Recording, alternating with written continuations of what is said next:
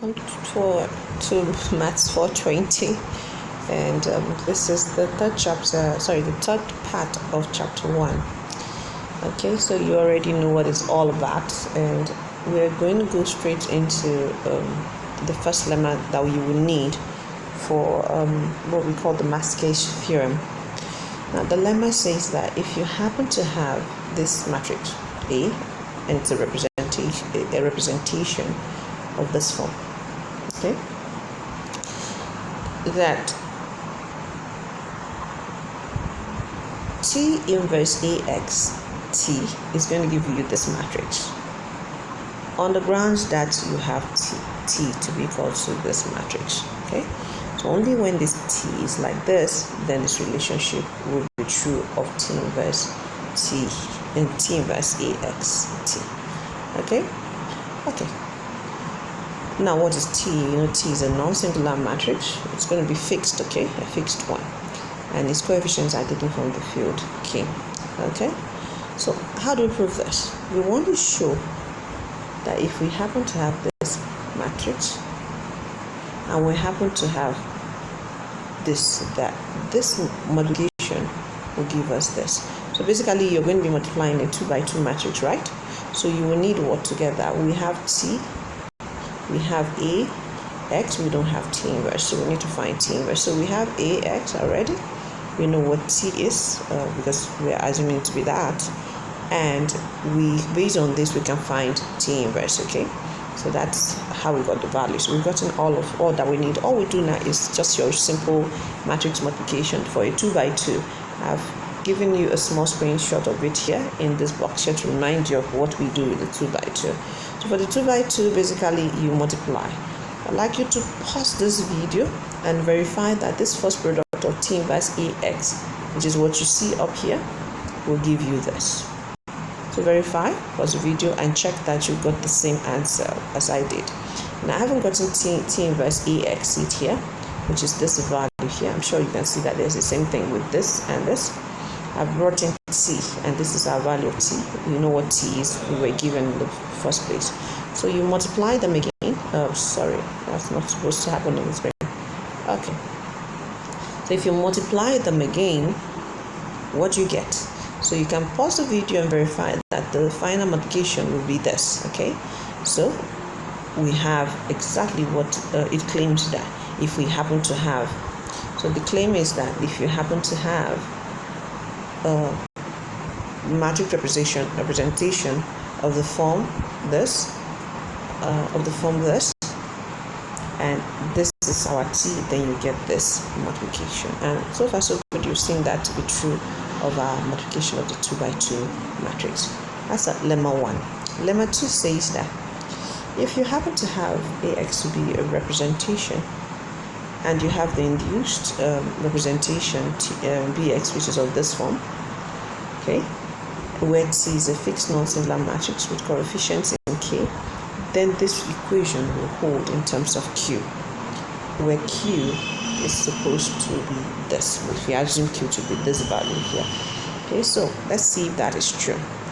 Now, first thing first, we had this same kind of representation before, this too.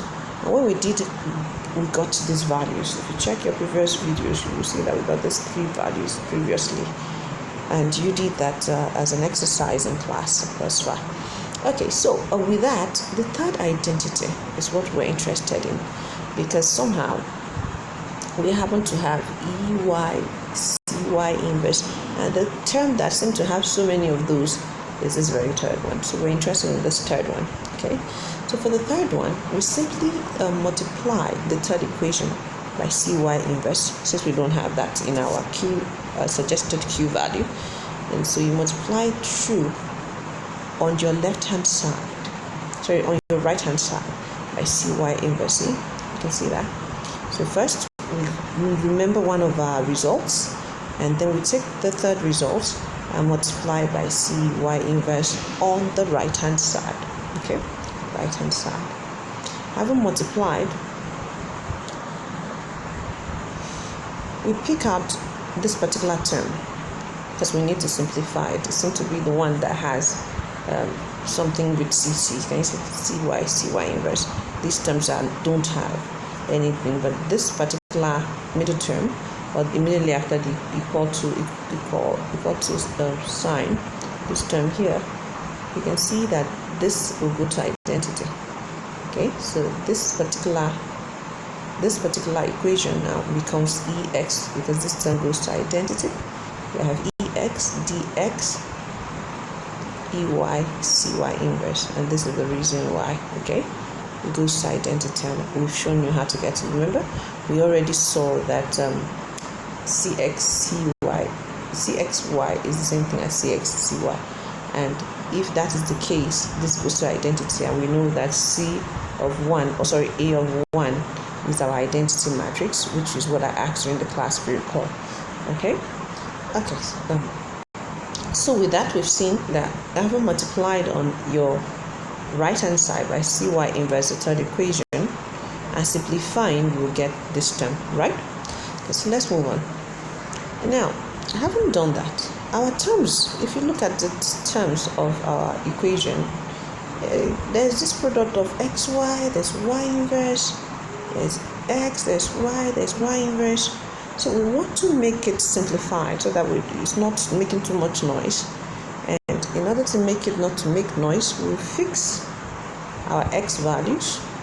Okay, we fix our x values and let x, y, z be equal to xy. Okay, so we fix x, like I said, and let x because z because of xy. Y, that's y. So that's what I've said here. So we're going to regard x as arbitrary, get a fixed element of g, and taking the sum over y. And remember, the order of g, we've always said that if you have the group g, its order is what? Order of g was always the small letter g. Okay, there will be g elements in it. Okay, so we want you to recall that we will need this information here at this point. Okay, so again, we multiplied. We found our third equation, multiplied by CY inverse on our right hand side, and then we simplified, and now we're fixing x and taking the sum of all the terms over y. Okay, but note, if we're taking sum over y, and we said that z is equal to xy, it means that whatever happens to y would affect z, right? So it doesn't change anything. Whatever happens to y will affect z because z is in terms of y. Okay, that's the reason why. So let's see what happens now. So we want to sum over y, and this is our equation, right? Then we simplify. So we take the sum over y, which is what you're seeing here. We put the sum over y through the entire term. So we're summing over y. What will now happen to this? So if we're taking sum, okay, I didn't put z equal to y in this. Okay, I later did. So let's continue anyway. So sum over y. This particular term is almost like implicit integration. If you remember, there is no term in y here, but there is just a term in x, which means there will be, and we know the order of elements in our group G. They're just G elements, right? So if we take the sum will definitely repeat itself how many times? G times. So that's why we have G of the sum of EX, okay? So that's why this has remained like this. But this hasn't changed, these terms here, they remain the same. Neither has this. Well, this has, because the term d of x is only in the term of x, okay? So it came out quietly, okay? Okay, with that said, so we have that there, and the sum continues its summation, okay? Okay.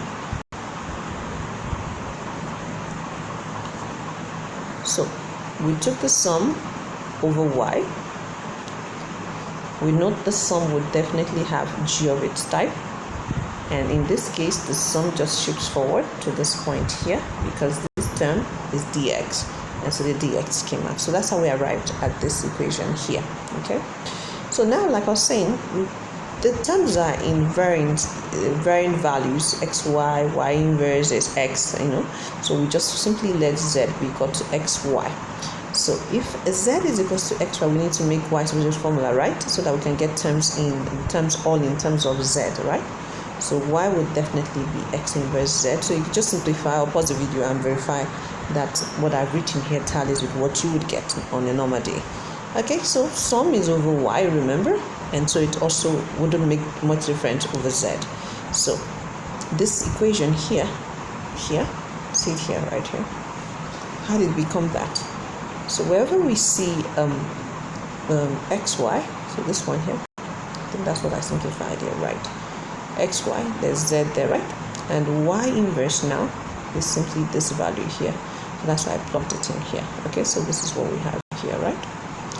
So the sum over y will definitely not change the sum over z, right? Okay, so if you take it in, we know that c z inverse x will split, right? Because the representation, we saw that in that identity. So that's how we got this next term you see there, because it's splitted into two. Okay, that's how we got the term here. So this term here, which is here, has splitted and it has become this. So let's see what happens in the next slide. Okay, so we were saying that we have these values and it's splitted, right? Okay, so we replace our value in our equation, which is this. So this particular one, this is it here, and its new value is what we have plugged in right here. Okay, so this value is what we have here. Okay, and so we simplified, summed over z. Our new value, which is this, is substituted back for this. You see that? Okay, and this remains, as it is, because this is only in y's. Then this one we are changing to have z and the x values, right? And this remains and the dx. So it's not really make much of a difference. Okay, now we can now assume our value of g. Remember what we said? All of this is to make sure that it's true that g value, q value would actually be so. So let's see if that is true. So assume we set q to be equal to 1 over g. That's what happens to our relationship. We want to see if that equation will happen. So wherever we see q, if we set q to be this and make cross multiply, you see that g will come out, and then we have gq to be this value, right? Okay, so just cross multiply. And so if we have, wherever we see any sum that looks like this, ey cy inverse, and I can see that we have ez, okay, and cz inverse here. So there's something looking like this one, but though this was yy, this is zz, right? And then there's another one here, yy. So all I need to do is plug in gq here and gq here, because remember we said the sum over z and sum over y would not have any problem. So would not really make any difference. That's just a word. Okay, so this is now gq. See, you can see gq right here. This is now gq. See gq down here. And then there's your dx, gex. And remember there was a cx remaining here. That's why there's a cx here. Okay, so look at this value now, our new equation, having plugged in this expected value. Our target is to make sure it tallies with the given expression, equation at the beginning of the lemma. If we divide through by g, because there's g here, g is common everywhere, what would you be left with? Definitely, you would have this value, and that completes lemma 2. So again, for lemma 2, you could just go through the video, play it over, and if you have questions, again, ask on the WhatsApp group. Okay, so now we're ready for Maschke's theorem.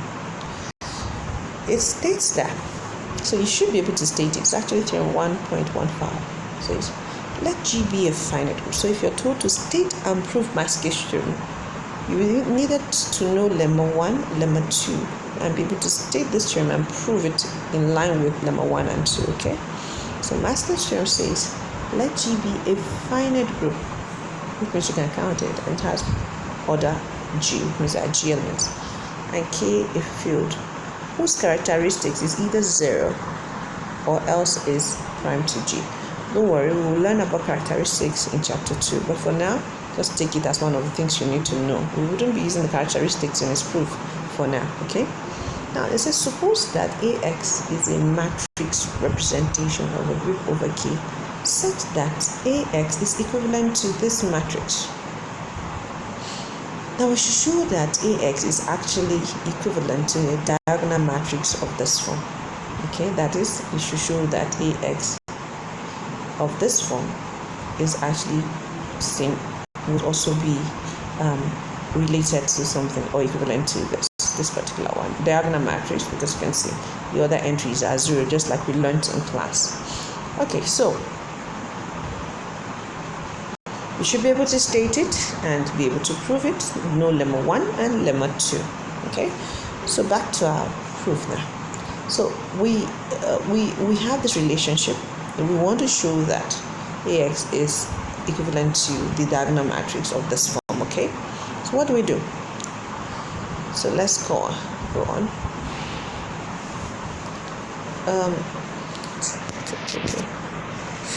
So what we want is actually a non-singular matrix T over K, independent of X, where X will be a fixed one, right? Such that this particular matrix will satisfy this condition of it. This particular multiplication of matrices with T will satisfy this matrix, okay? Now, clearly, since AX is equivalent to any matrix of this form, we can just say it's equal, okay? It's equivalent. So we can just, without loss of generality, set it to be equal, okay? Now, by lemma 1, what did we learn in lemma 1? Lemma 1 tells us that if we happen to have AX to be this, then this multiplication will satisfy this, or the condition that we know what T was. Is that not so? And the condition that we know what T was. So automatically we will assume T, we just take T to be as it is in lemma 1, and that T inverse AX is this, okay?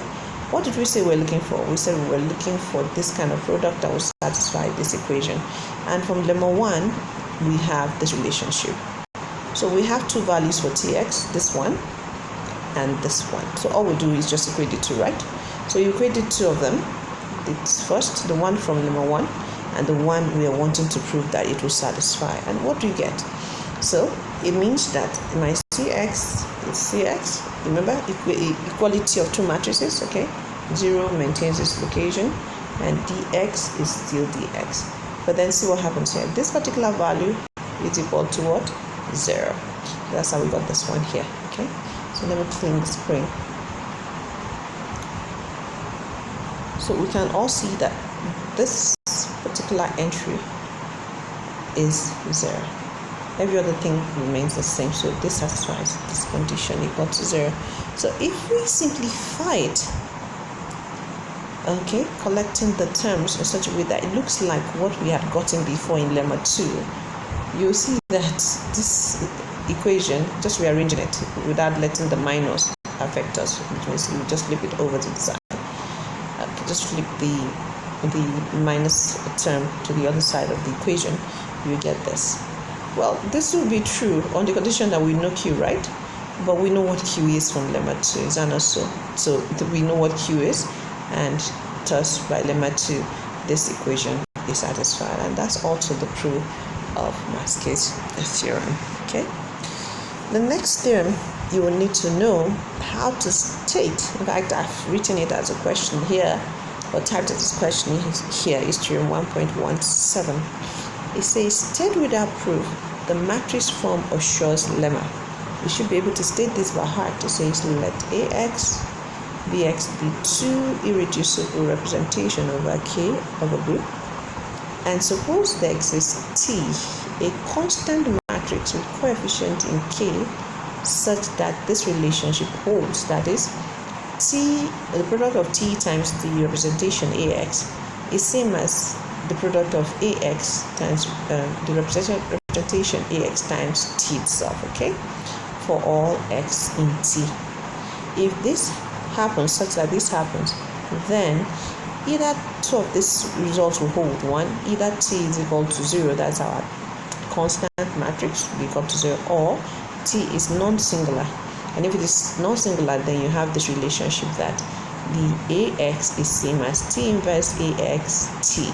Once you have that T is non-singular, this relationship will hold. Not even B now, you can see it is in terms of AX once T is non-singular, meaning that AX and BX are equivalent at this stage. Okay, so that's the lemma, and you should be able to state it by heart. Okay, the next lemma before us, next question is theorem 1.21 in your lecture notes. It says we need more properties in order to be able to state the question directly. So what you need to know is that we're given a group G. This other is G, small letter G. It has a subgroup, and the subgroup has other H, and its index of the index of N is G all over H. Now, suppose that we have an element in H, so more like the induced representation, so that you have BU, and that this BU is a representation of H whose degree is Q. Thus, because it is a representation, you can pick two elements from H. You have BU, BV to be BU, V. Now, extending this matrix function to the entire group, you remember that this matrix function is on H alone, is that? So we want to extend it to the entire group as the group G itself. Once you extend it, you simply just put anything that is not in H. Once it is not in H, we get that BX will be 0. So unless the element is in H, then that B will not be 0. Now, and observing that the convention does not turn BX into a representation of G, we set, because representation of G in the sense that you remember we extended to G, but then some elements in G are not in H, so that will make this become 0. So it's not going to be true for all of G, right? So to make it satisfy that nicely, we set G to be the collections of the cosets. Okay, be the compositions of G into right cosets. Okay, so where T1, T all the way to Tn are right transversals of AX of degree Qn, and an n by n array of blocks of each degree Q, and this is written as you can see here. Okay, so you have something like this.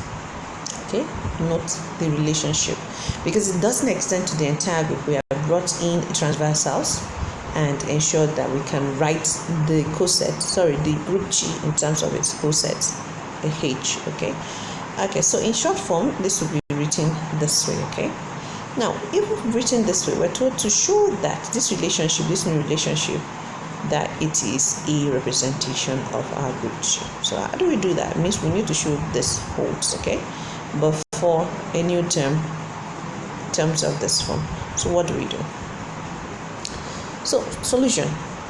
To do this, first we recall our product. If you have A times B, what happens? You have this general formula, right? And it's based on the I and J column. If you note the K and the K values, if you remember when we did for the 3 by 3 multiplication, you saw the application of it. Okay, so we want to show that it will satisfy the representation. Now you know what AX is. It's this. What of AY? It will be in terms of this, right? From the formula, the previous slide. The previous slide says our AX looks like this. Note the X in the middle right there for the value. Okay, so AX is this and AY is this. If you multiply them together, because remember this is a representation in H, right? So if you bring it together, it will look something like this with the TKs closer to each other. Okay, this is the reason why. So what happens, and this will become, I forgot the summation sign over it. There's a summation sign here. Okay, so there's a sum, because the T goes to identity. The T goes to identity, so we have this relationship right here. Okay, so automatically we have the relationship, and there is a sum here which I forgot again there. Okay, so we have this to be equal to this. Now we have succeeded in showing this two relationship holds. However, remember that in my definitions, the previous information I told us we needed to show that we have conditions that the elements are in H and the elements not in H, right? Okay, so we need to consider that, as you can see here, watch, in 1.20 we have the representation for BU, and then the fact that it is not, when it's not in H, we have this relationship, right? Okay, so that gives us two cases to consider. Okay, the first case is when it is in H and when it is not in H. Well, if it is in H, what happens? Sorry, if it is not in H, that's the first one, automatically we have this relationship to be equal to 0. So it's either that our equation, this will be 0, right? But then it means either this is 0 or this is 0, okay? So that's what we said here. So this entire thing would be equal to 0. So it's either this equal to 0 or this equal to 0.